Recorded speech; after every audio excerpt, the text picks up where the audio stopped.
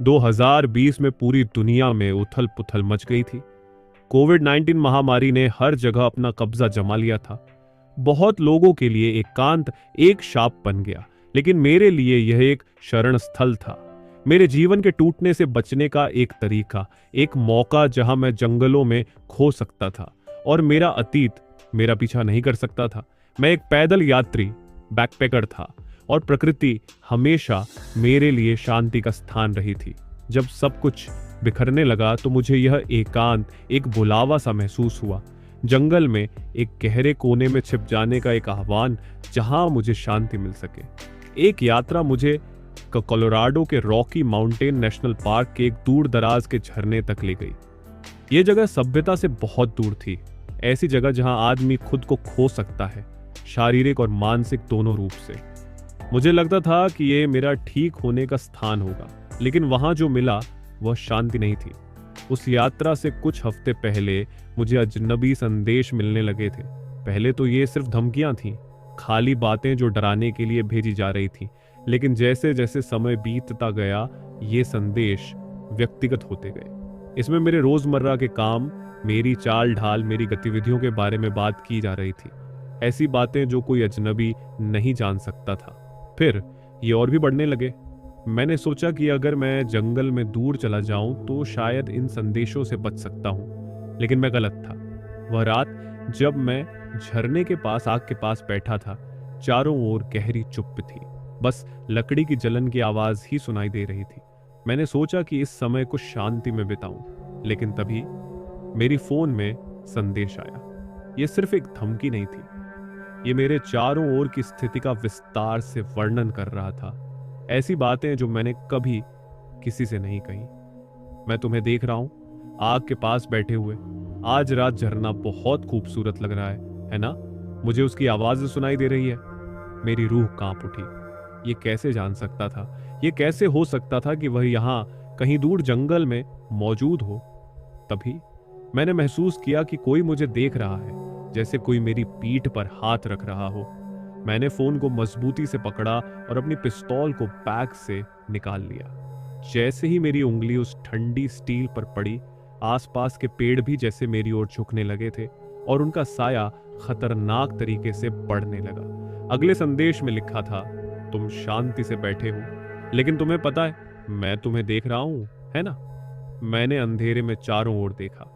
फिर मुझे एक कदमों की आवाज आई, धीरे धीरे तय कदमों की आवाज, जैसे कोई ध्यान से जगह को परख रहा हो। फिर अचानक एक तेज चमक दिखी। ये ना तो चांद की रोशनी थी, न कोई तारा। ये एक जोरदार कैमरे की फ्लैश की तरह था, जो अचानक से अंधेरे में चमक उठा। नया संदेश आया, शुभ रात्रि। वह शब्द मेरे लिए जैसे मौत का फरमान बन गए थे। मैं झट से तंबू का चिप खोला और दिल की धड़कन तेज हो गई। मैंने तुरंत 2 गोली हवा में चलाई। गोलियों की आवाज पूरी रात की शांति को चीर गई। फिर एकदम सन्नाटा छा गया, जैसे पूरी दुनिया ठहर गई हो। मैंने सुनी कोशिश की, लेकिन कोई आवाज नहीं आई। बस सन्नाटा था और उस सन्नाटे में कुछ डरावना था। बाकी रात डर और चिंता में ही गुजरी। मुझे ऐसा महसूस हो रहा था कि कोई बहुत पास था, मगर नजरों से बाहर। सुबह से पहले फिर वही कदमों की आवाज आई।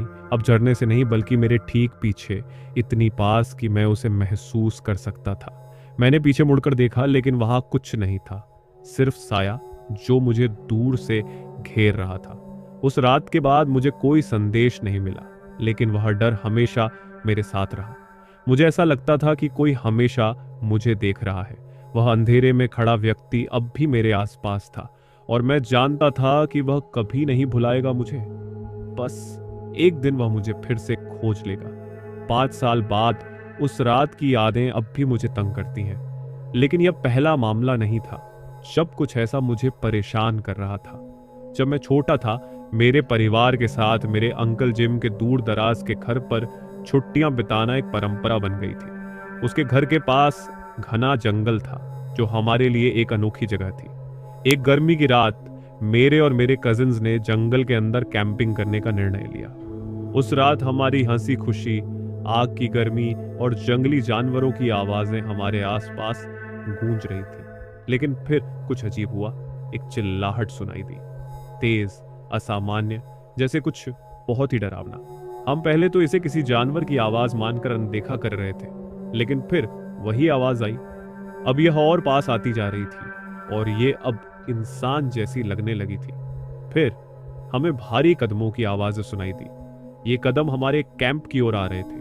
बिना किसी चेतावनी के तंबू को जोर से झटका लगा, जैसे कुछ बहुत बड़ा हमारे पास आ रहा हो। एक गहरी, खौफनाक आवाज सुनाई दी जो जंगल के अंदर गूंज रही थी। हम बेतहाशा दौड़े और घर की ओर भागे। हमारे अंकल जो अंदर थे राइफलों के साथ जंगल में गए, लेकिन उन्हें कुछ नहीं मिला। लेकिन हम जानते थे कुछ था जो हमें देख रहा था। हम फिर कभी उस जगह पर वापस नहीं गए। जंगल कभी वैसा नहीं रहा, लेकिन डर खत्म नहीं हुआ। 2 साल पहले मेरे पिता और मैंने एक शांतिपूर्ण जंगल में कैंपिंग करने का फैसला किया। पहले दिन सब कुछ ठीक रहा, लेकिन दूसरे दिन कुछ अजीब हुआ। हवा असामान्य रूप से शांत हो गई और जंगल में एक गहरी खामोशी छा गई। और फिर उस खामोशी में एक गहरी ध्वनि आई, जैसे कुछ भारी चीज हमें घेर रही हो। हमारे कदमों के पास एक जोर से धक्का लगा और फिर एक गहरी, डरावनी गूंज। फिर सब कुछ अंधेरा हो गया। सुबह जब हमने आंखें खोली, हम दोनों असमंजस में थे, लेकिन उस रात का कोई भी हिस्सा हमें याद नहीं था। हम दोनों जानते थे कि उस रात कुछ ऐसा हुआ था जो हमें कभी नहीं समझ आ सकता था। हमने कभी भी उस जंगल का रुख नहीं किया। जंगल ने हमें हमेशा के लिए डर दिया था।